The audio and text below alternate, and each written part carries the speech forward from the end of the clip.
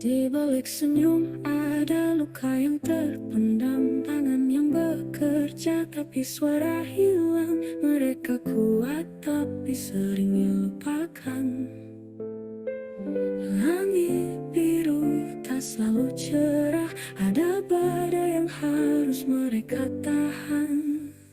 Selamatkan perempuan Indonesia, jangan biarkan mereka terluka. Beri ruang, beri cahaya, selamatkan perempuan Indonesia.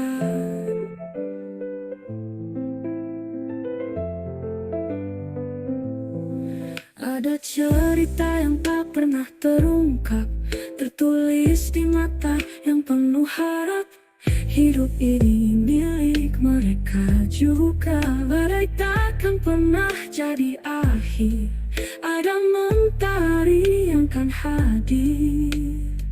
Selamatkan perempuan Indonesia,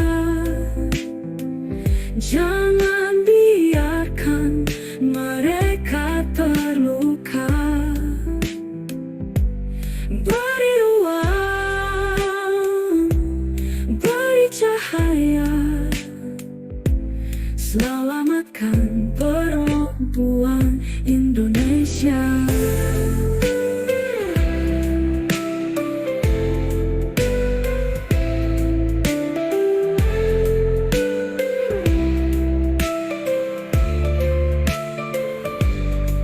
Ada cerita yang tak pernah terungkap, tertulis di mata yang penuh harap. Hidup ini milik mereka juga, badai takkan pernah jadi akhir. bidadari yang kan hadir. Selamatkan perempuan Indonesia. Jangan biarkan mereka terluka. Beri ruang, beri cahaya. Selamatkan perempuan Indonesia.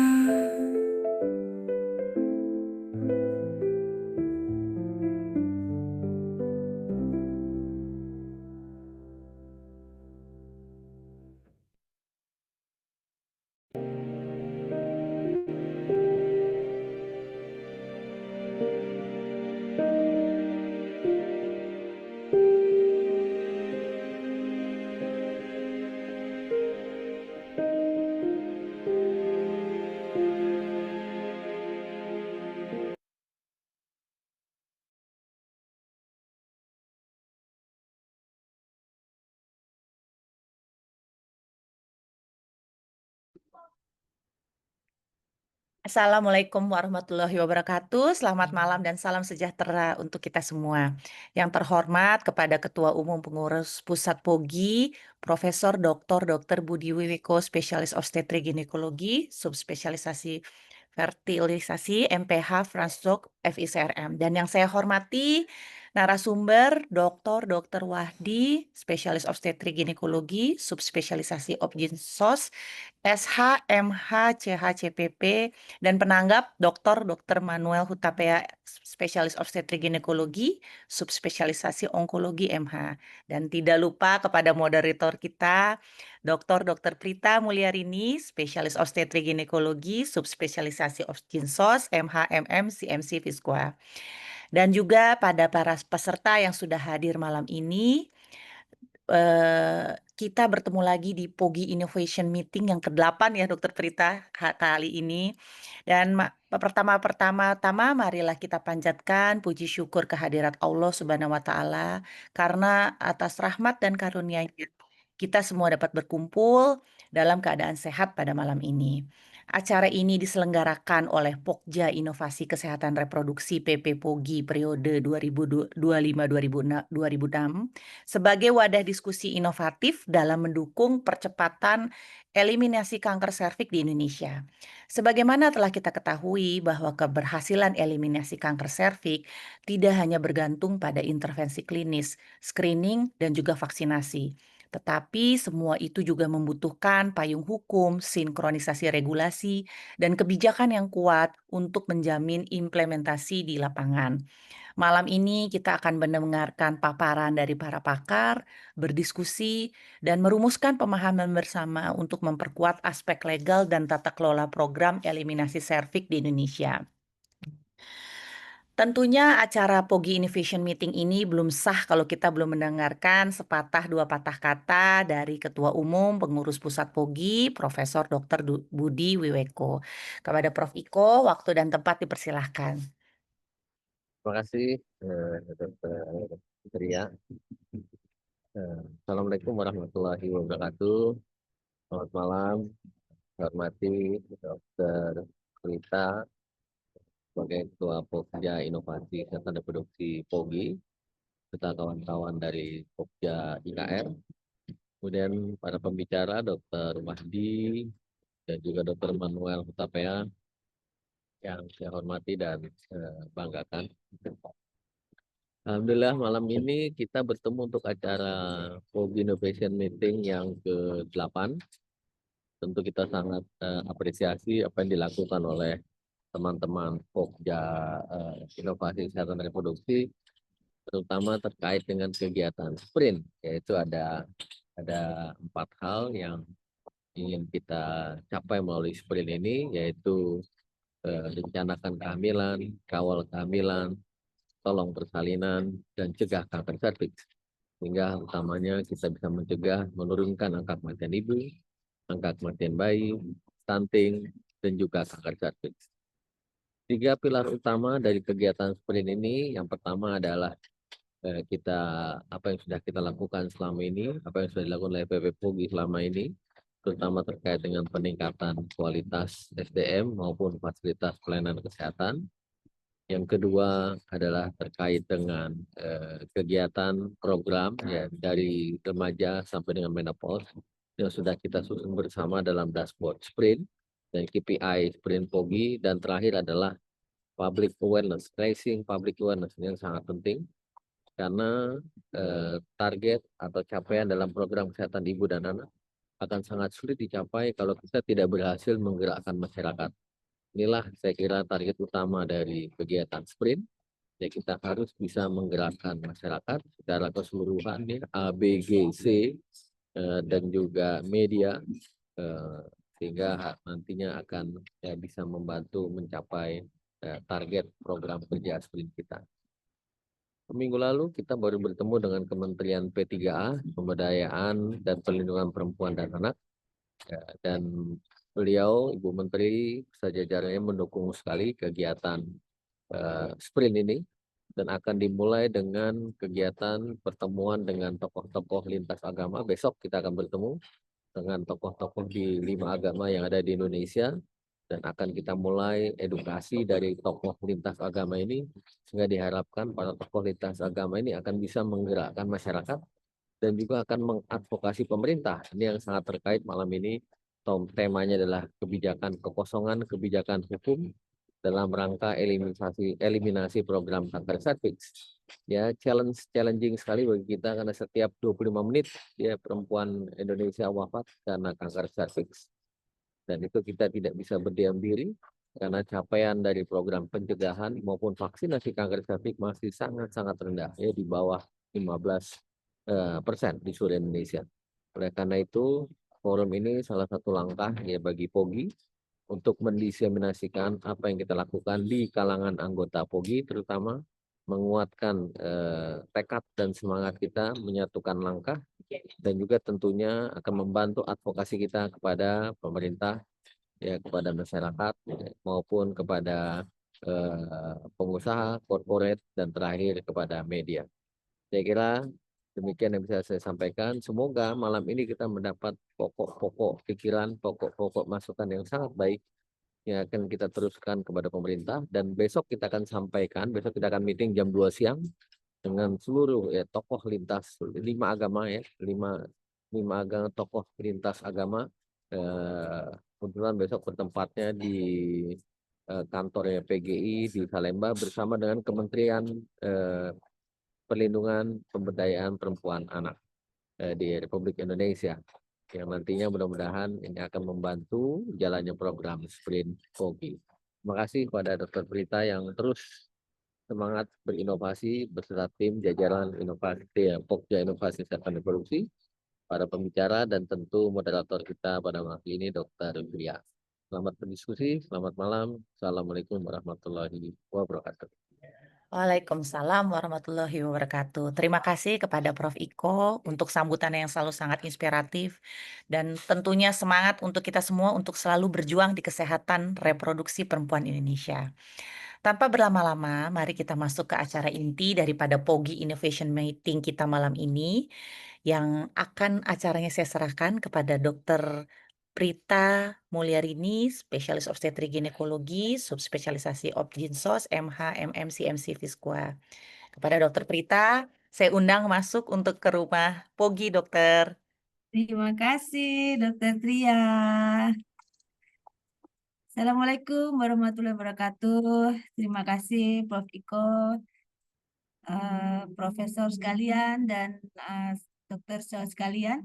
Kita akan memulai berdiskusi, dan kami sangat berharap adanya tanggapan juga dari sekalian yang hadir, bisa melalui chat atau nanti melalui raise hand, karena tentunya kekosongan hukum ini kira-kira masih sangat banyak, karena kalau dibandingkan dengan beberapa RAN lainnya seperti misalnya stunting, kemudian MPDN, MPSR itu sudah berhasil dengan baik, tetapi yang ini agak lama. Nah, tentunya kita harus cari ini mana yang belum ada payung-payung hukumnya. Dan kita undang malam ini Dr. Wahdi Dokter Wahdi, apa kabar, dokter?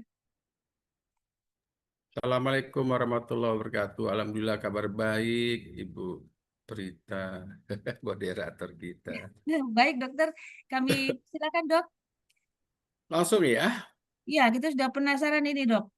Oke, saya mencoba tentunya untuk menyajikan sebentar. Ya, sudah terlihat ya. Oke, dok. Bisa di slideshow saja, dok. Oke, ya. Ya, ini ya. Saya mencoba dulu ini.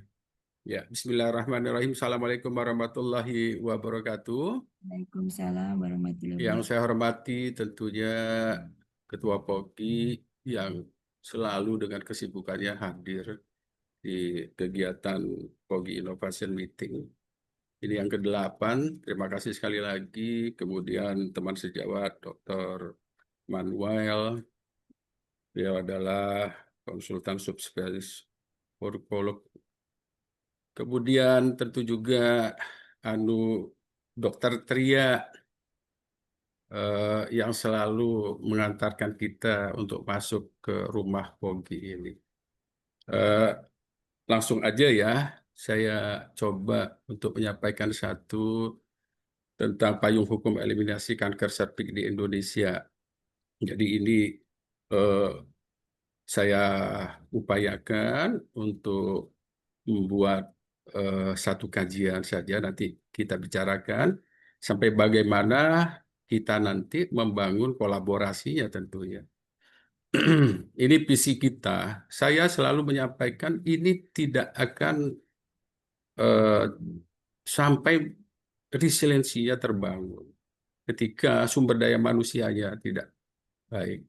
Maka muncul transformasi bidang kesehatan, 6 pilar kita, kemudian harapan kita adalah kita kembali kepada transformasi tersebut, artinya mengingat transisi juga, transisi demografi, transisi epidemiologi, sehingga berubahlah transisi kesehatan dalam bidang kesehatan tentunya. Nah, kalau dua ini sudah terbangun dengan baik, maka harapan kita 2045 tidak ada kemiskinan lagi, ya. Kemudian pengangguran melalui pemerataan pembangunan akan tercapai, saya kira itu. Di bidang kesehatan juga semuanya kesejahteraan, jadi welfare state-nya demikian, negara yang sejahtera. Kemudian tentunya juga tidak lepas dari pandangan kita tentang global health, ya tidak lepas saja tentu dari kebijakan regulasi ya. Sehingga ini penting juga untuk kita pahami bersama apa yang disampaikan Prof. Iko tadi. Besok akan dibangun bersama dengan lintas lintas agama ya, tokoh-tokoh agama sama. Di daerah juga begitu. Kita membangun semua dengan ABCGM-nya itu tadi dalam pentaheliknya. Nah, ini tadi sudah disampaikan, prihatin tentunya 2 perempuan meninggal setiap jam. Nah, ini kita sudah pahami. Dalam pendidikan selalu kita sampaikan kepada mahasiswa. Hanya memang informasi kepada masyarakatnya saya kira belum sama menurunkan angka kematian ibu dan bayi. Mereka tidak paham seberapa jauh angka kematian kita tingginya. Inilah kenyataannya bahwa kalau di negara Asia kita tertinggi insiden mortalitas pada kanker serviks. Ini PR bersama. Nah, sebenarnya kan ada upaya-upaya yang mempunyai rentang waktu panjang. Nanti saya kira Dr. Manuel akan menyampaikan secara patofisiologi tentang terjadinya kanker serviks. Jadi maka kebijakannya adalah bagaimana akses dalam pemberian vaksin, screening, kemudian tata kelola. Jadi ini sesuai dengan target global WHO, yaitu strategi 90 untuk vaksin pada usia dini 9-15 tahun, kemudian 70% di screening. Screeningnya menggunakan apa? Nah, ini juga pertanyaannya. Tentu juga menjangkau daerah 3T, kemudian 90% dilakukan tata laksana. Ini yang disampaikan tadi Prof. Iko, bagaimana program mau jalan ketika kalau tidak ada kolaborasi. Jadi pemahaman personnya, kemudian ecological sistemnya yang harus dibangun. Kemudian peran pemerintah dalam hal ini tentunya pemerintah mengajak bekerja bersama dengan pihak-pihak non pemerintah, public private partnership-nya tentunya. Nah, inilah yang kita hadapi sekarang, bahwa cakupan vaksin kita 1,1, kemudian screening kanker sepik kita 7,02, 70% datang dalam keadaan stadium diketahui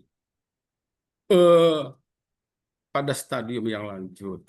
Saya seringkali bertanya di Lampung ini, di beberapa kabupaten kota, termasuk kemarin saya bertanya di provinsi, belum dijawab juga. Berapa sih vaksin kita capaiannya, cakupan screening, ya?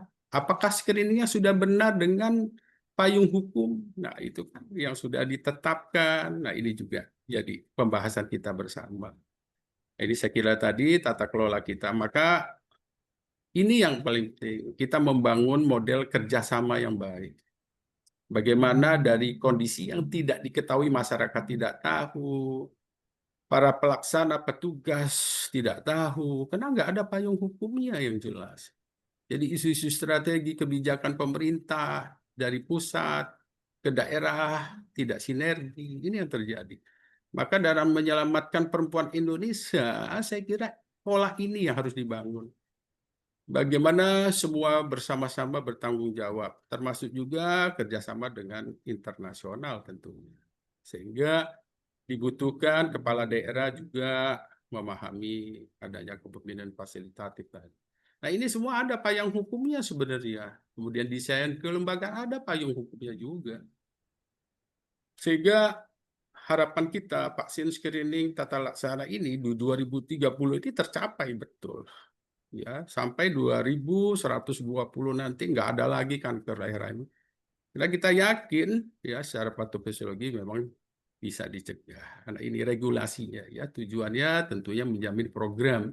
Sama seperti rencana aksi nasional stunting. Kalau rencana aksi nasional stunting kita langsung presiden. Ya, seperti MBG langsung presiden, peraturan presiden. Ya. Kemudian kita memahami bahwa tujuannya tentu melindungi wanita sesuai dengan Undang-Undang Dasar. Ya, Undang-Undang Dasar itu merupakan sumber ya Pancasila, Undang-Undang Dasar. Kemudian bidang kesehatan kalau kita lihat di pasal 28H ayat 1, pasal 33, di mana pasal 28 ini semua masyarakat itu berhak terhadap pelayanan kesehatan.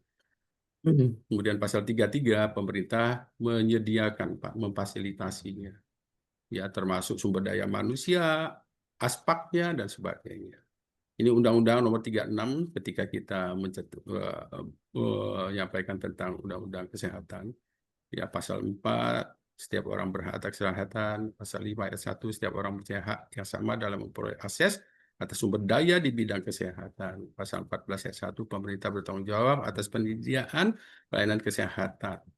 Ya, promotif preventif. Nah, ini dasar hukum juga, imunisasi, screening, deteksi dini penyakit tidak menular. Nah, kemudian di undang-undang yang terbaru, Undang-Undang Nomor 17 2023 diperkuat lagi adanya apa?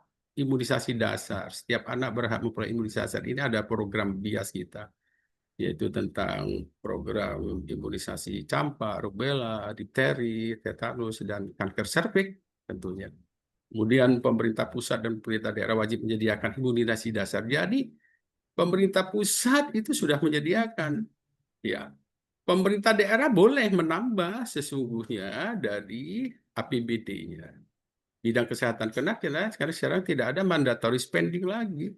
Kalau 2024 di 2024 di 2023 ya sebelum munculnya Undang-Undang Nomor 17 itu masih ada mandatory spending bidang kesehatan minimal 10%. Ya, daerah itu mengalokasikan, membelanjakan APBD-nya. Kalau sekarang tidak.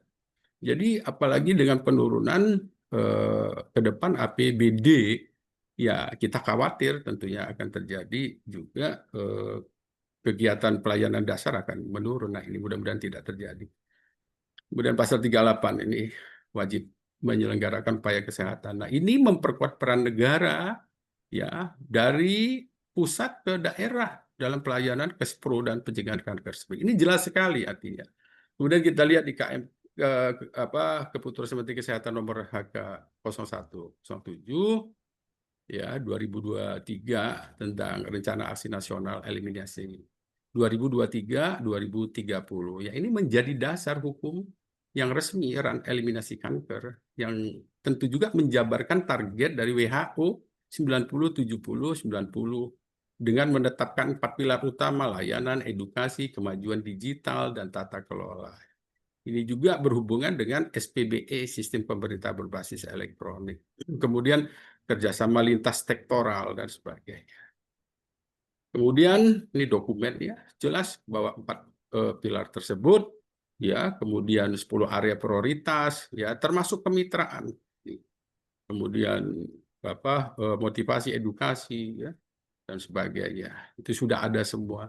Kalau kita lihat di Permenkes nomor 34 tahun 2015 tentang penanggulangan kanker payudara dan kanker leher rahim, jadi menetapkan deteksi dini. Ini deteksi dini dan tata laksana. Nanti Dr. Manuel bisa menyampaikan, mempertegas lagi saya kira apa itu deteksi dini, ya tata laksana, ya.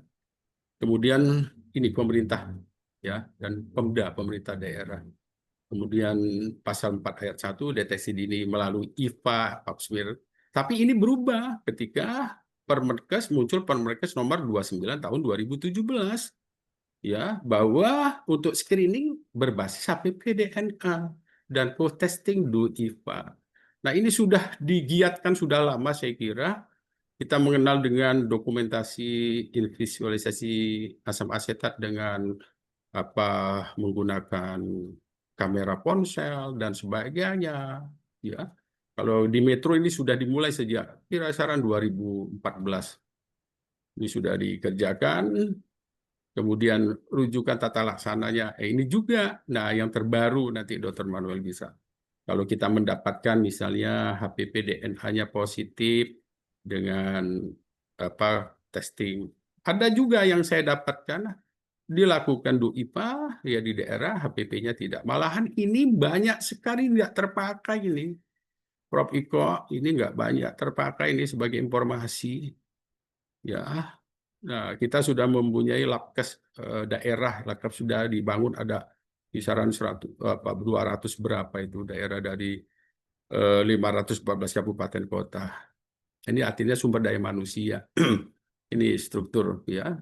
Regulasi sesuai target eliminasi vaksin, screening, dan tata laksana. Ini sudah jelas KMK nomor HK 0107 ya 2024 tentang jenis jadwal imunisasi termasuk dalam program BIAS, termasuk juga pemberian HPV sesuai dengan tahapan RAN. Jadi kemudian bagaimana pembiayaannya yang tentunya sudah dialokasikan lewat APBN dan sebagainya. Kemudian ini screening deteksinya ya pada usia 30 sampai 69. Ini juga harus kita lihat. Jadi kepedulian bersama, saya kira ini perjuangan kita bersama. Kemudian pencegahannya dan sebagainya. Ya, ketiganya merupakan turun langsung dari strategi global WHO 90, 70, 90 dan dijabarkan secara operasional dalam run eliminasi kanker leher rahim Indonesia. Nah, ini integrasi regulasi dan kolaborasi lintas sektor dalam eliminasi kanker serviks. Jadi hubungan antara regulasi, hak kesehatan wanita, dan pentingnya kolaborasi lintas sektoral. Saya singkat aja, ya. Jadi sudah jelas, sudah ada semua payung hukumnya. Bagaimana kita melaksanakannya sehingga rencana aksi, ya penurunan angka rencana aksi kita bicara dulu tentang eliminasi ya sesuai dengan WHO 90, 70, 90 tersebut.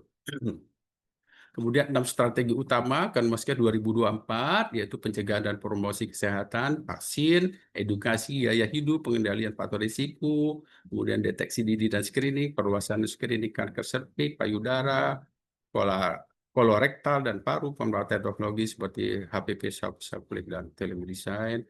Kemudian yang ketiga, penguatan layanan kanker, ya. Ini kita juga perhatikan di Paskes primer apa yang bisa kita lakukan, misalnya DOIPA dengan HPV ya untuk kanker serviks, bagaimana tindak lanjut, sistem rujukannya, kemudian pembangunan sumber daya manusianya, bagaimana menyiapkan. Ya kita punya program selalu, kita kalau membangun program itu bagus, tetapi dalam pelaksanaannya ya, jadi dalam perencanaan anggaran sudah ada, tapi pelaksanaannya begitu pelaksanaannya juga monitoringnya yang tidak baik, sehingga anggaran-anggaran itu seperti contohnya di beberapa daerah di Provinsi Lampung yang notabene saya kira jangkauannya tidak susah, itu pun kenyataannya eh, persentase capaiannya rendah juga. Kemudian pembiayaan BPJS sudah kerjasama, ya walaupun paket murah ya, paket murah lah ya. IFA bagaimana apa peran media tadi ya yang disampaikan. Jadi saya kira hal-hal ini jadi program besar kita ini ya yang harus kita terus lakukan. Jadi ini peran ya daerah membuat perda pergub untuk memperkuat. Coba kita perhatikan. Saya akan lihat nanti beberapa mencari informasi di pemerintah apakah sudah berjalan ya tentang hal ini. Ini juga harus menjadi PR. Makanya saya kira kita harus masuk betul terlibat dalam hal ini dan pemerintah daerah harus mengajak. Saya sampaikan seringkali misalnya ada konsultan objek sos tapi tidak diberikan ruang, nah kita juga agak susah ya. Kolaborasi lintas sektoral ya, tadi yang sudah saya sampaikan membangun ekosistemnya, bukan ekosistem tapi ekosistem ya. Monitoring evaluasi ini selalu Dokter Prita bagaimana ya kita bicara tentang satu data ya, satu pelaporan dan bagaimana ya satu sistem yang dikelola dengan baik. Ini juga merupakan harus ada payung hukumnya juga. Kemudian tantangan utama yang tadi masih rendahnya cakupan, kemudian bagaimana peluang solusinya, ya inovasi kita bagaimana ya. Kemudian PNK membangun PNK ini juga PR kita juga di POGI ya. Ya, kemudian banyak sekali saya kira ya.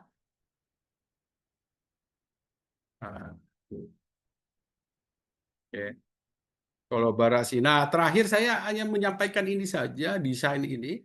Jadi desain model kolaborasi, bagaimana selamatkan perempuan Indonesia, semuanya bergerak bersama-sama, kemudian melihat ini, bagaimana hasilnya di daerah. Payung hukumnya sudah semua, perlu sinergi kolaborasi. Bersama menuju Indonesia bebas kanker sampai 2030, lindungi, deteksi, dan obat. Mencapai 90, 70, 90. Ya, ini ada tambahan dikit nanti Dr. Manuel saya kira ya karena masih ada masalah di beberapa daerah ya tentang screening ya. Ini bisa juga. Tapi saya kira itu saja yang bisa saya sampaikan. Mudah-mudahan banyak kurangnya sehingga dapat masukan di banyak biar lebih lengkap lagi bagaimana kita membangun program dengan sebaik-baiknya. Saya kira itu saja Dokter Prita, moderator. Terima kasih atas waktunya. Mohon maaf bila ada hal-hal yang keliru. Assalamualaikum warahmatullahi wabarakatuh. Waalaikumsalam, terima kasih. Sejauh sekalian, itulah tadi Dr. Wahdi yang menyampaikan materi hukum dengan gaya yang unik sehingga kita malah lebih bisa masuk, Dok. Jadi tidak kata-kata hukum. Nah, tentunya kita jadi penasaran siapakah Dr. Wahdi. Kita akan lihat dulu kurikulum vitae-nya.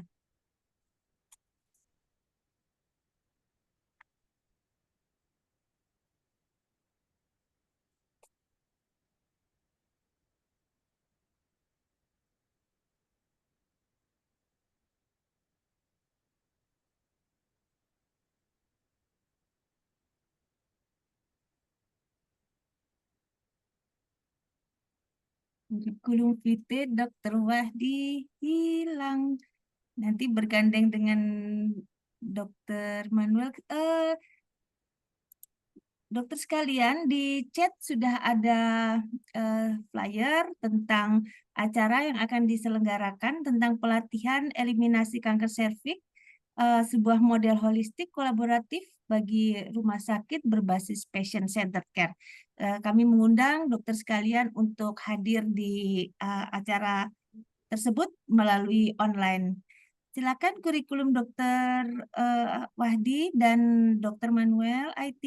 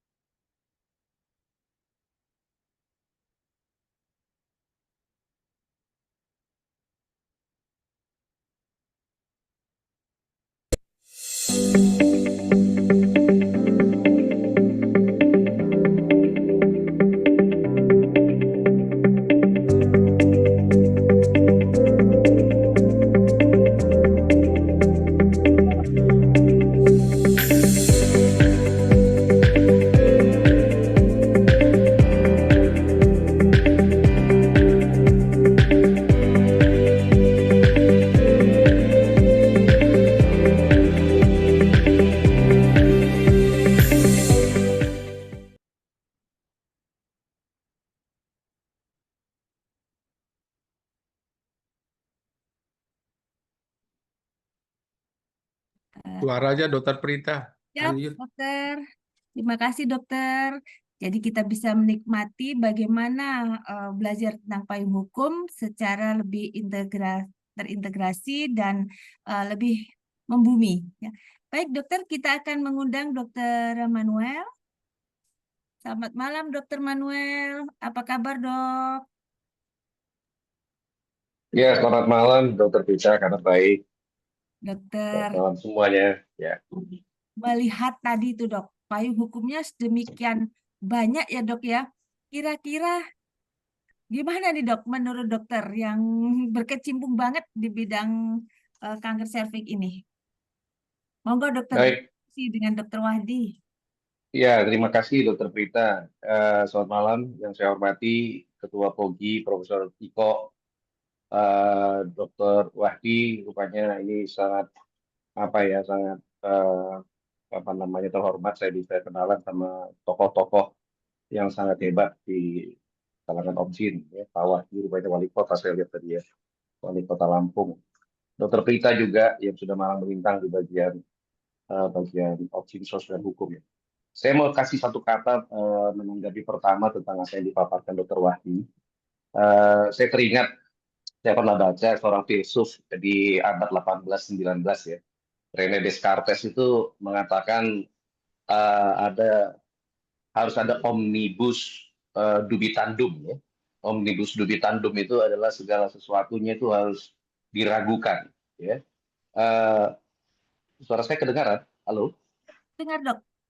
Oh ya, Omnibus Dubitandum dari René Descartes ini sangat terkenal ya, untuk menempa seseorang untuk bisa lebih tajam mengungkap segala sesuatu ya.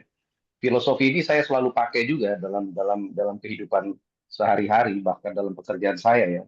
Artinya keraguan itu bukan membuat orang jadi tidak bisa mengambil keputusan, tapi keraguan itu harus dimunculkan untuk bisa kita sampai pada suatu keyakinan yang teguh kalau kita sudah akhirnya bisa membuktikan keluar dari keraguan itu. Dalam sudut lain, saya selalu sampaikan juga pada sejawat-sejawat di daerah ya. Misalnya contohnya kalau ada pasien yang mengatakan dia, contoh aja nih ya, contoh aja kita selalu berinteraksi sama pasien ya, sebagai klinisi. Misalkan secara status sosial dia mengatakan belum menikah ya, belum menikah. Lalu tetap kita harus punya suatu omnibus studi tandem untuk mengeksplor, menganalisis lebih tajam, sehingga akhirnya kita bisa mendapatkan status sosial belum menikah, tapi ternyata sudah melakukan hubungan seksual, gitu ya. Bukan pada satu pasangan saja berganti pasangan misalnya ya, pacaran dan sebagainya.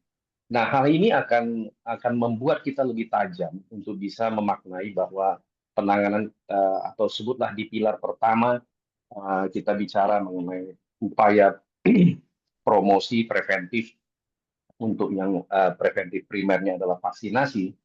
Nah, kita kan harus meyakini bahwa dan mengetahui bahwa vaksinasi sebenarnya idealnya adalah untuk mendevelop suatu sistem imun melawan masuknya virus HPV.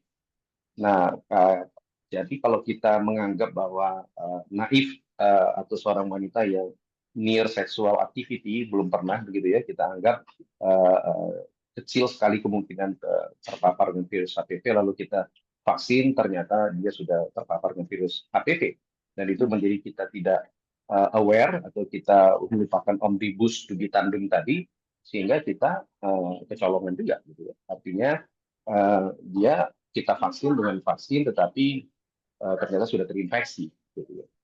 Ada banyak pro kontra ya. Kalau sekarang itu vaksin yang diberikan kan konsepnya ada dua bagian besar. Pertama adalah vaksinasi dalam bagian 90% pilar upaya untuk mengeliminasi kanker serviks tadi. Itu kan pada anak usia 9 sampai 15 tahun. Artinya kalau orang-orang Kemenkes mengatakan sampai usia 15 tahun 90% anak perempuan sudah harus divaksinasi, kira-kira begitu ya. Maka di kita melalui program Kemenkes itu masuk melalui program BIAS, ya, bulan imunisasi anak sekolah setiap bulan Agustus, anak kelas 5 SD semuanya divaksin di seluruh Indonesia. Kemudian kalau ada yang masih lolos, maka di tahun berikutnya dia di kelas 6 harus dikejar lagi, divaksin, kemudian dilakukan pendataan ulang, lalu kemudian kalau masih lolos juga, maka sampai usia 15 tahun dia harus sudah dapat ditangkap vaksin. Belum lagi kita bicara mengenai anak-anak yang tidak sekolah. Jadi tentunya ini PR juga, karena BIAS itu masuk melalui program sekolah, ya. Jadi di sekolah-sekolah. Itu kita sebut dengan vaksinasi yang kategori 1, ya, yang artinya bisa dilakukan secara program. Tapi kalau vaksinasi kanker serviks HPV, vaksinasi HPV untuk dalam ranah yang mandiri, ini masih problem. Kalau mandiri itu yang menyebabkan atau sebutlah misalnya orang yang sudah di atas usia 15 tahun, remaja muda, dewasa muda, gitu ya, belum pernah melakukan hubungan seksual. Ini kan karena mandiri, belum ada program pemerintah, harus bayar, kendalanya menjadi kendala biaya, sehingga itu yang menurunkan jumlah vaksinasi tidak bisa sesuai dengan apa yang diharapkan. Tapi yang perlu kita harus address di sini adalah 90% itu di strategi WHO itu juga memang terkunci pada anak usia sampai 15 tahun. Jadi memang ini kan memang betul ya, 2130 tidak ada lagi kanker serviks gitu. Jadi kita menguncinya dari generasi yang sekarang gitu ya, anak-anak sekarang. Tapi itu tadi yang saya mau angkat, bahwa jangan lupa omnibus studi tandem tadi. Di dalam teman-teman kita harus sosialisasikan ini selalu. Banyak sekali sekarang klien-klien yang datang dengan status tidak menikah, tetapi ternyata sudah terkena infeksi virus HPV karena melakukan hubungan seksual pranikah. Bahkan kita sudah beberapa kali menemukan kasus status sosial tidak menikah, tapi kena kanker serviks tadi melanjut, gitu ya. Itu yang pertama. Yang kedua mengenai upaya screening. Tadi Dr. Wahdi sudah sampaikan memang dalam program kita screening kan itu harus 70% kalau dari WHO. Wanita berusia 35 tahun itu dilakukan screening dengan teknologi yang kualitinya tinggi ya. Itu yang direkomendasikan adalah HPV test.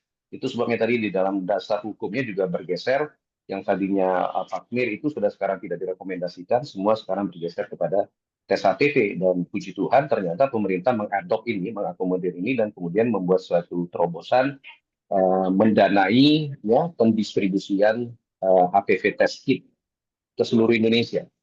Dan itu saya tahu sudah didistribusikan juga ke semua provinsi melalui dinas-dinas kesehatan provinsi, lalu ke dinas kesehatan kota kabupaten, gitu ya. Tetapi betul sekali saya setuju di dalam aspek pelaksanaan.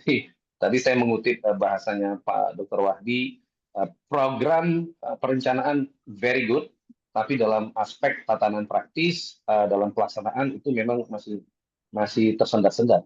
Kenapa demikian? Karena kendalanya kita tahu, ya banyak sekali faktor secara sosiologis, budaya, tata krama, begitu ya. Kalau kita suruh HPV test kitnya ada, tetapi kemudian disuruh datang ke petugas kesehatan untuk dilakukan itu, maka masyarakat ada yang juga enggan, ada yang nggak sempat, ada yang nggak mau, ada yang tidak percaya, begitu ya. Kemudian diambillah satu kesimpulan untuk meningkatkan cakupan screening, maka di-develop lah apa yang disebut dengan self-collecting sample, gitu ya, didistribusikan itu. Nah, ini juga akan sangat berkenaan dengan Prof. Ipo yang sangat getol itu dan sangat paham pakar membidangi HTA itu ya.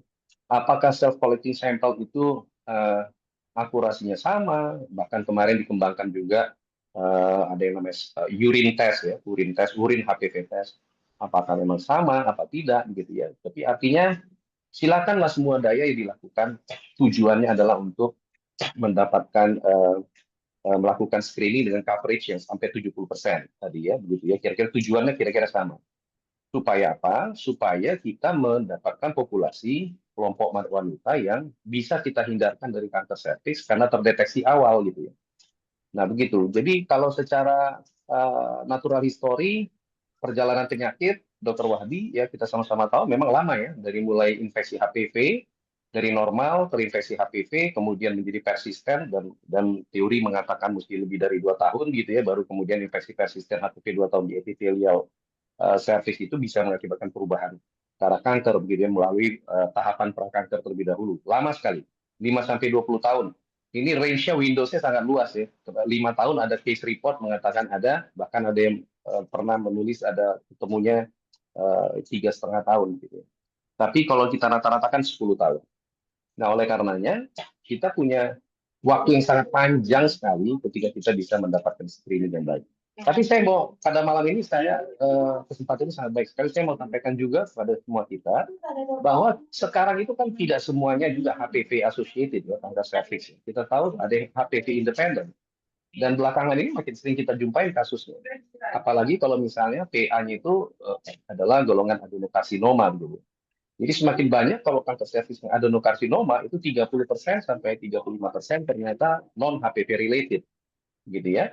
Nah, jadi ini yang harus juga dipertimbangkan. Tapi karena masih proporsi terbesar adalah HPV related, maka sampai saat ini secara global masih disepakati bahwa ayo kejar dulu HPV-nya, divaksin dulu untuk menimbulkan imunitas primer melawan infeksi HPV pada orang yang naif HPV infections. Pada orang yang sudah terkena HPV infection pun diharapkan karena ada 15 tipe high risk daripada HPV, paling tidak kalau yang program pemerintah sekarang kan itu yang 2 high risk, 2 yang low risk ya. Itu yang diberikan pada program untuk anak-anak usia sekolah tadi.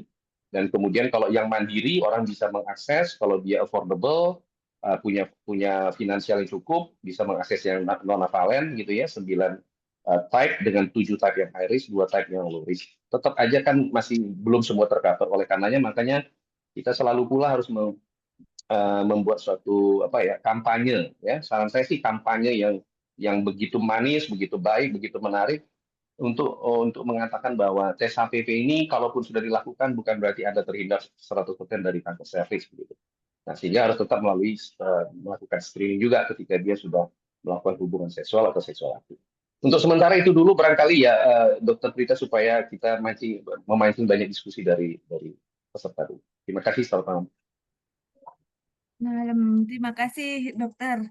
Ya, silakan mungkin sejauh sekalian, Dokter Iko mungkin Prof Iko mungkin ada yang akan ditambahkan.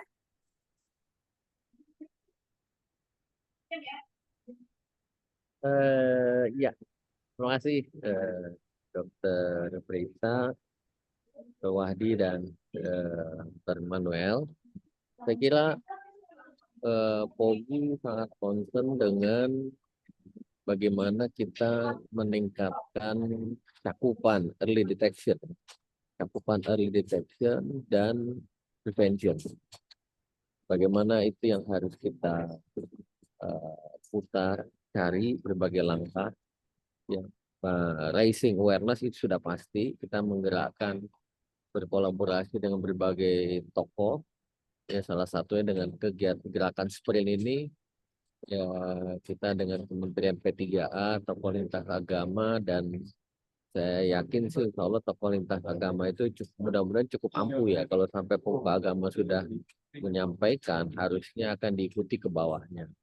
Dan yang kedua tadi perangkat hukum. Perangkat hukum itu juga harus kita create ya.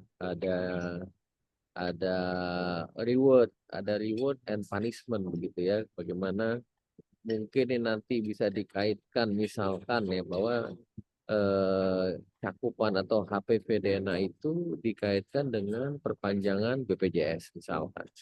Ya, kemudian atau cakupan atau vaksinasi HPV itu dikaitkan dengan pendaftaran perguruan tinggi misalkan. Ini salah satu berbagai macam alternatif yang harus kita diskusikan ya. Walaupun tadi Dr. Manuel menyatakan 30% itu ada yang non-HPV associated, tetapi 70% ini akan kita upayakan betul ya. Bagaimana early detection dan prevention itu saya kira konsentrasi kita melalui gerakan seperti ini. Terima kasih Bu Dr. Prita. Terima kasih Prof. Dr. Wahdi, silakan Dok.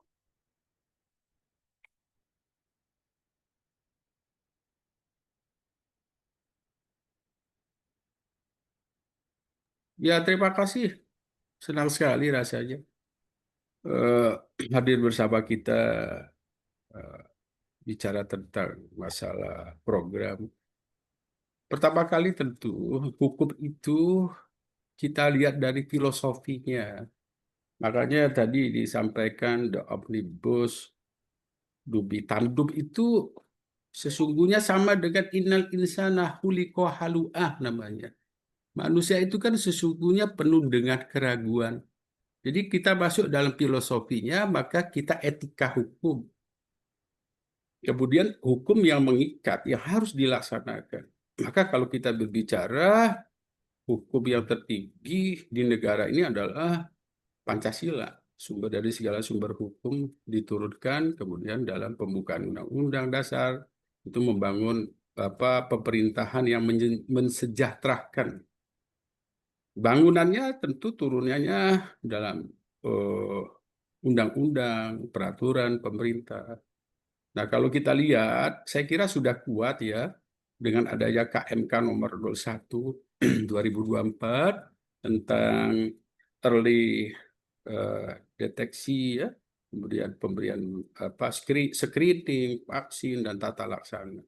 Itu sudah saya kira sudah. Hanya bagaimana kita nanti apa yang disampaikan tadi Prof. Iko, penting sekali kolaborasi sinergi dengan tokoh-tokoh itu bagus sekali. Di daerah itu kalau kita tidak bersama dengan tokoh-tokoh lintas agama, keberhasilannya saya kira tidak baik. Jadi membangun ekosistem. Saya kira itu saja, Dr. Prita. Mungkin banyak sekali yang lainnya ingin bertanya mungkin. Terima Baik, kasih. terima kasih Dok. Dokter sekalian, ada yang akan disampaikan? Saudara sekalian, silakan. IT mau dibantu, mungkin ada yang raise hand. Dokter Jamie, mungkin Dokter Dempsey, Dokter Puspita, bagaimana ini di lapangan? Halo, Dokter Setiabudi dari daerah Jawa Tengah. Dokter Prita boleh barangkali ya, menunggu belum ada yang nanya. Halo, silakan. Terima kasih, Dokter Ya. Prita. Iya, jadi kalau kita lihat ya, di teman-teman Kemenkes itu juga kan sudah mendata vaksinasi anak sekolah itu. Di pemerintah sekarang melalui data Kemenkes itu yang terbaru ya, dapat angka 79% itu, Prof. Iko, Dr. Wadi, Dr. Prita, 79%. Jadi untuk 90% target di 2030 yang masih tersisa 5 tahun lagi, Pemerintah mencoba catch up with that ya, jadi mau mengejar itu, tetapi memang terkunci angka rata-rata itu menjadi segitu karena jauh sekali ada perbedaan antara daerah yang bagus. Sebagai contoh, misalnya yang bagus itu yang saya lihat sudah 90% tercapai target itu adalah Jawa Barat, Jawa Tengah, Banten, Lampung barangkali saya nggak tahu ya Dr. Wahdi ya, tapi ada saya ada datanya baru-baru ini karena kemarin baru mempresentasikan juga. Ada 5 provinsi yang sudah masuk hijau. Hijau itu di gambaran yang sudah memang baik, masuk 90%. Ini kita bicara vaksinasi yang di bias ya, yang anak sekolah. Tetapi di teman-teman di Papua, ya Papua Barat, Irian Jaya, ya Sulawesi, ada sekitar Sulawesi gitu ya, terus kemudian Maluku, itu rendah sekali. Kami saja di bagian itu, di bagian Kalimantan dan masih banyak lagi masih di area yang kuning ya, artinya belum masuk ke lebih 90%. Kenapa demikian? Karena ternyata sekolah-sekolah kita pun sulit dijangkau juga gitu ya. Indonesia ini memang luar biasa.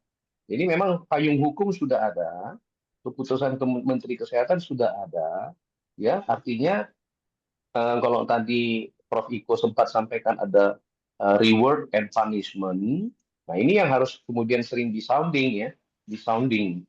Tapi bagaimana menggagas ini dengan tidak membuat terjadinya pergolakan gitu ya di tingkat daerah-daerah yang memang sulit menerima. Sebagai contoh lah, sekarang kayak MBG itu aja, kita praktis saja melihat fakta di lapangan. MBG itu kan menjadi masalah karena ada daerah-daerah yang kemudian anak-anaknya jadi mengalami mencret dan sebagainya karena makanan itu dikelola kapan, sampainya diterimanya kapan gitu loh, karena jauhnya begitu ya. Jadi ini tidak semudah memang mendistribusikan itu. Jadi sehingga vaksinasi anak sekolah itu masih challenge. Itu salah satu. Tapi yang bisa kita kerjakan melalui teman-teman Objin, satu lagi barangkali Dr. Prita ya, bahwa bagaimana kalau kita buat semacam SOP lah atau regulasi begitu ya, bahwa setiap melakukan pemeriksaan sebutlah sehingga ini bukan hanya di sektor Objin Unko dan Objin Sos saja, tetapi semuanya ketika ada pasien yang memeriksakan diri yang sudah memang ada mempunyai apa kita bilang seksual aktif, ya dilihat porsionya betul-betul dilakukan inspeksi. Dilihat karena memang jujur aja kita dalam berpraktisi sebagai dokter Objin kita harus akui bahwa banyak sekali kita melewatkan ini gitu ya, melakukan inspekulu, melihat servis atau porsio daripada pasien-pasien kita. Dan ini kalau bisa digarap dalam satu program dari POGI begitu ya, kemudian kita bikin semacam ya sebutlah misalnya apa namanya itu ya, kita bikin payung hukumnya gitu ya. Karena kan memang terkait juga nih dengan hukum. Kalau bagaimana kalau klien kita itu tidak bersedia gitu ya. Ini kan masalah organik ya. Kadang-kadang kan menjadi rancu. Oh, ini mau periksa hamil, terlambat haid kok diperiksa di situ gitu loh. Nah, ini kan bisa jadi aspek hukum lagi ya, tuntutan juga. Jadi makanya kita harus hati-hati juga. Tapi saya senang sekali melalui acara malam ini, namanya juga Innovation Meeting, maka saya menggagas juga, ayolah kita bicarakan, ya kita konsep dan kemudian kita rumuskan bagaimana payung hukumnya untuk membuat suatu SOP bahwa semua pasien-pasien yang datang ke kita, dokter-dokter Objin, mulailah untuk melihat porsio memeriksa itu demi untuk mendapatkan suatu data, bukan data ya, tapi demi tujuan mulia kita yaitu jangan sampai sudah kanker servis baru ketahuan, gitu. Jadi lebih awal. Itu yang mau saya tambahkan, Dr. Prita, Dr. Wahdi, Prof. Iko. Terima kasih. Iya, betul sekali dok. Dalam artian gini, juga bisa membantu. Misalnya rumah sakit dapat target aja. Rumah sakit menarget seperti yang ditargetkan oleh pemerintah, 75% terscreening. 75% pasien dokter Objin di rumah sakit tersebut dengan range usia 30-69 terscreening, itu saja sudah angka yang besar ya dok ya. Sengaja kalau kita hitung itu suatu angka yang besar ya. Dokter Prita, izin. Sering kita sampaikan ketika suatu program itu tidak masuk dalam indikator kinerja, maka tidak akan pernah berhasil. Maka pemerintah pusat itu harus memasukkan setiap daerah pada indikator kinerja kepala daerah. Nah, itu kan nggak akan berhasil nggak. Payung hukumnya kan jelas. Payung hukum itu kan mengikat. Bila payung hukum itu mengikat perorangan atau dia mengikutkan sekelompok atau mengikat pada satu institusi. Nah, ini kan sebenarnya mengikat pada institusi. Nah, kalau sudah kita dalam rannya bahwa untuk 2030 kita harus mencapai 90 70 90 sama aja MDGs kita kan gagal juga mau mencapai itu karena nggak ada indikator kinerja utama. Nah, yang kedua adalah indikator kinerja yang dibangun oleh masing-masing pelaksana, misalnya di Dinas Kesehatan. Kayak di Provinsi Lampung tadi, kita belum tinggi kok, Dr. Manuel. Ya, data-data itu belum belum belum terungkap, sebenarnya belum terungkap. Penuh keraguan, nah itu tadi selalu begitu. Ya, sama. Kenapa kita tidak melaksanakan? Artinya sumber daya manusianya tadi yang harus dibangun dulu. Konsepnya kan begitu. Jadi ini adalah ekosistem. Ekosistem yang merupakan tanggung jawab kita semua dalam sprint. Nah, kira-kira begitulah. Nah, ini yang kita harus sampaikan, Prof. Iko, mungkin bisa aja bahwa daerah itu ini merupakan indikator kinerja utama kepala daerah berprestasi mendapat penghargaan. Ini saya sampaikan memang begitu. Daerah itu kalau sudah dikejar dengan prestasi, wah ini secara politis ini saya bersyukur kemarin juga mendapatkan satu ruang untuk nominasi 4 kepala daerah dalam penghargaan Praja Nugraha. Nah, artinya kepala daerah yang menjalankan tugas, tapi ini belum selesai. Baru dari 7, padahal diseleksi lagi jadi 4. Ini 4 ini. Dan alhamdulillah saya masih masuk di 4 itu nanti sekitar bulan November. Nah, ini juga indikator karena kita harus menyampaikan itu. Nah, begitu terjadi kepemimpinan daerah, ya, itu program harus jalan karena indikator dia. Kalau dia tidak dimasukkan dalam indikator yang diberikan oleh pemerintah pusat untuk daerah, ya selesai di situ. Munculnya apa? Munculnya visi misi program aja nggak dijalankan. Bagaimana indikator kinerja mau jalan? Saya kira ini penting sekali. Sekali lagi, kita tidak pernah akan berhasil, percayalah. Ya, ketika regulasinya tidak turun sampai daerah, karena yang punya semua adalah daerah, programnya punya daerah, vaksinnya yang punya daerah, sumber daya manusianya punya daerah. Undang-Undang Nomor 17 sudah menguatkan itu bahwa sumber daya manusia bidang kesehatan ya punya daerah. Dia mau mengatur diletakkan di mana saja ya daerah. Itu saja, terima kasih. Baik, ya terima kasih dok. Ya Dokter Manuel tadi mungkin kita ini mungkin Prof. Iko sudah ke pesawat bisa dimasukkan ke dalam OPPE berarti. Nah itu nanti kan bisa disampaikan juga lewat PP POGI dok. Nanti kita sampaikan kalau lewat ongoing professional evaluation itu bahwa kan itu tiap KSM berbeda dok. Nah kita rumah sakit kan biasanya selalu bingung nih. Objin ini apa ya yang mau dimasukkan terkait OPPE itu. Nah, ini kita mintakan untuk jadi salah satunya, Dok. Keren banget ya, Dok, inovasinya. Baik, dan untuk Ya, Dr. Mahdi, saya jadi berpikir nih bahwasanya kita belum bertemu dengan para kepala daerah. Ya, dari PP POGI ini belum mengumpulkan para kepala daerah dan paling tidak Kadinkesnya ya. Kadinkes. Nah, ini mungkin kita nanti akan mencari cara untuk antara kebijakan dan itu kita kita gandengkan, kemudian kita lihat bandingkan mana yang ran-ran yang sudah berjalan dan dibandingkan dengan eliminasi kanker serviks ini, kemudian kita ajak, mungkin kita nanti akan mengajak teman-teman dari analis kebijakan ya dok ya, nanti mungkin kita bisa menyambung ke situ. Betul gitu Dokter Mahdi? Ya, setuju. Ya, itu tadi bagaimana sebenarnya peran kita POGI cabang yang selalu saya sampai turunan kita kan ke cabang provinsi itu terlibat betul. Jadi paling tidak bisa menawarkan satu konsep ya ke Bapeda.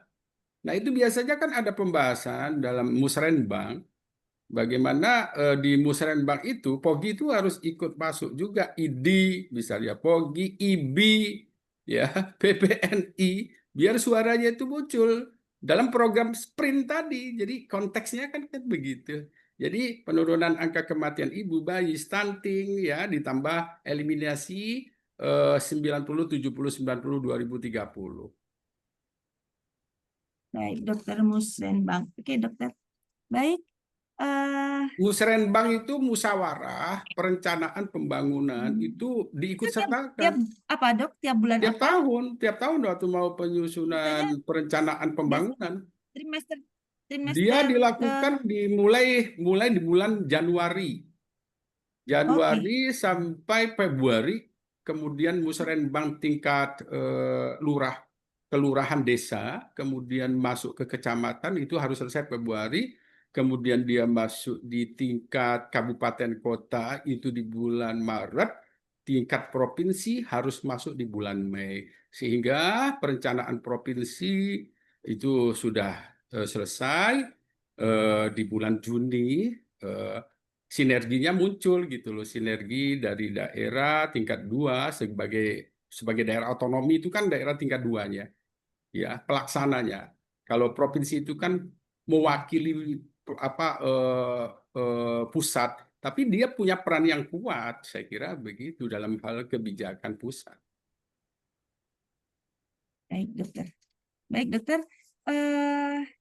Dokter sekalian, jika sudah tidak ada pertanyaan lagi, kita akan mengakhiri dengan ucapan terima kasih kepada Dokter Manuel dan kepada Dokter Wahdi, dan semoga kita semua bisa bersama-sama meningkatkan kinerja kita untuk melakukan eliminasi kanker serviks. Saya kembalikan kepada moderator MC.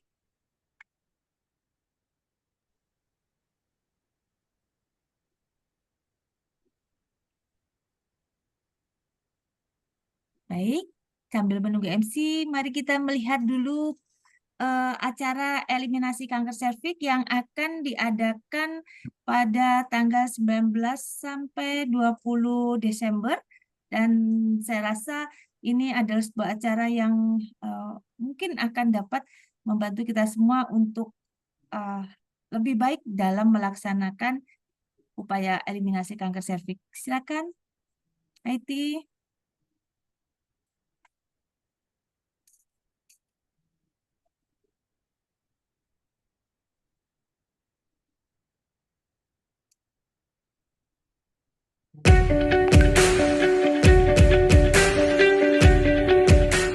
Assalamualaikum warahmatullahi wabarakatuh. Salam sejahtera untuk kita semua. Saya Budi Wiweko, Ketua Umum Pengurus Pusat Perkumpulan Obstetri Ginekologi Indonesia, dengan bangga menyambut kita semua dalam peluncuran kembali website pogi.org.id. Website ini menghadirkan wajah digital Pogi yang lebih modern, informatif, dan mudah diakses, bukan hanya untuk anggota, tetapi juga untuk masyarakat luas. Melalui website ini, Anda akan menemukan beragam informasi penting bagi masyarakat, tersedia artikel kesehatan perempuan, edukasi kehamilan, dan informasi kesehatan reproduksi yang terpercaya. Ada juga menu untuk pasien yang kami rancang agar dapat membantu perempuan Indonesia memahami lebih baik kesehatan mereka. Bagi anggota Pogi, kami menghadirkan integrasi ke portal One Pogi. Hadir pula Pogi Klinis, sebuah pusat pengetahuan yang memuat pedoman klinis, karya ilmiah, hingga publikasi yang terbaru. Website ini juga menampilkan informasi acara besar Pogi, termasuk PIT dan KOGI, serta kalender kegiatan yang mudah diikuti. Tidak ketinggalan, ada ruang untuk mitra kerjasama, media center, dan store Pogi yang mendukung seluruh aktivitas profesi. Satu inisiatif penting yang kami tonjolkan dalam website ini adalah Gerakan Selamatkan Perempuan Indonesia atau SPRINT. Melalui SPRINT, POGI berkomitmen untuk mengawal kesehatan perempuan sepanjang siklus kehidupannya, dari remaja, prakonsepsi, hamil, pasca persalinan, hingga menopause. Informasi terkait program SPRINT dapat diakses langsung melalui laman utama website ini. Kami berharap website ini dapat menjadi jembatan informasi, edukasi, dan kolaborasi, baik bagi masyarakat, para dokter, anggota POGI, maupun seluruh stakeholder POGI yang lainnya. Terima kasih atas dukungan semua pihak dalam mewujudkan transformasi digital ini. Mari bersama kita wujudkan perempuan Indonesia yang lebih sehat, berdaya, dan terlindungi. Wassalamualaikum warahmatullahi wabarakatuh.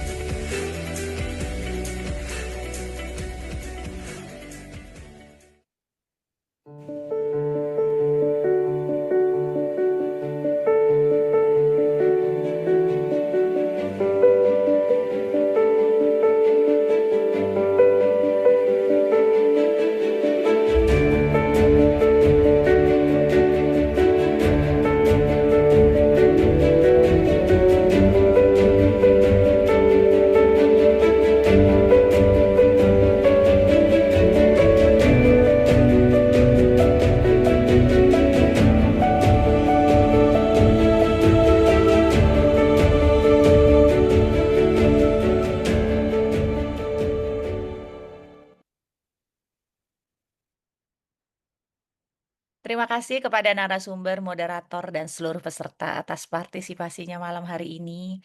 Semoga diskusi hari ini bisa memberikan pemahaman yang lebih kuat mengenai kebutuhan landasan hukum dan keberhasilan program eliminasi kanker serviks dan mendukung kolaborasi lain untuk menuju implementasi yang terstruktur, sistematis, dan berkelanjutan. Atas nama penyelenggara, kami mohon maaf apabila terdapat hal yang kurang berkenan selama acara berlangsung. Kami juga menyampaikan apresiasi kepada panitia dan tim teknis yang menyiapkan acara ini dengan baik. Akhir kata, mari kita terus bergandeng tangan, berkolaborasi, dan menjadi bagian dari pejuang eliminasi kanker serviks di tanah air. Wassalamualaikum warahmatullahi wabarakatuh. Sampai jumpa di POGI Innovation Meeting berikutnya.